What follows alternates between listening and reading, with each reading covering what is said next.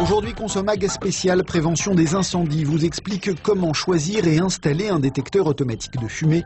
Une émission préparée avec la direction de la sécurité civile.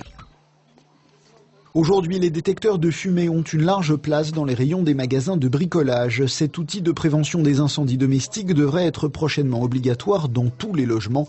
Adeline, notre consommatrice, cherche à s'équiper.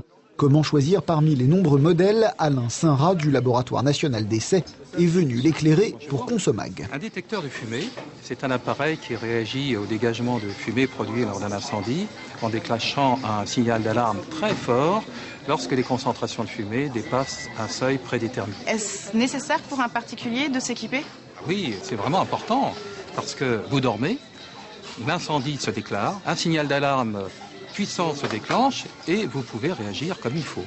Comment choisir son détecteur de fumée? Eh bien, vous devez d'abord regarder qu'il porte le logo CE, conformément à la norme européenne sur les détecteurs de fumée.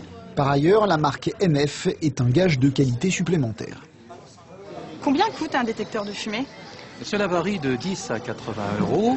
Le prix le plus courant est de l'ordre de 20 à 30 euros. À ce prix-là, ça vaut la peine de vous équiper. Il suffit simplement de changer la pile selon les instructions du constructeur et vous pouvez dormir sur vos deux oreilles pendant des années. Adeline est de retour chez elle. Elle ne sait pas vraiment où installer son détecteur de fumée. Pour l'émission, le lieutenant-colonel Jackie Huot, sapeur-pompier, s'est déplacé et lui explique la marche à suivre.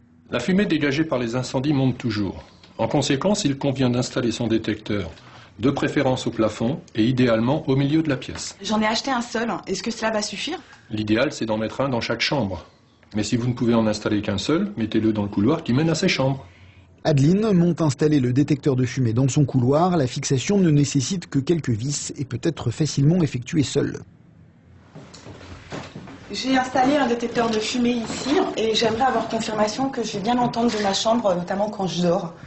Vous l'entendrez à coup sûr, parce que le signal sonore de ce détecteur a une puissance acoustique qui correspond au bruit fait par un TGV qui passerait dans ce couloir. Par rapport à la chambre, vous l'entendrez certainement. D'ailleurs, nous allons le tester. Le sapeur-pompier teste le détecteur avec un produit professionnel simulant une fumée de début d'incendie.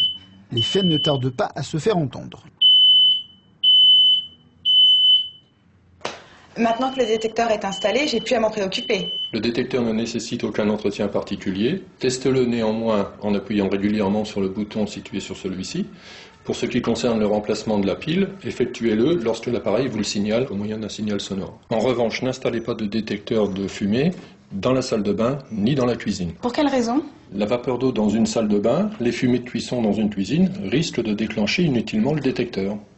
La plupart des incendies surviennent la nuit quand on est moins vigilant. Un simple détecteur de fumée avertit à temps les occupants du logement et peut permettre d'éviter des drames. Facile à installer et simple à entretenir, c'est un outil de prévention efficace contre les incendies domestiques.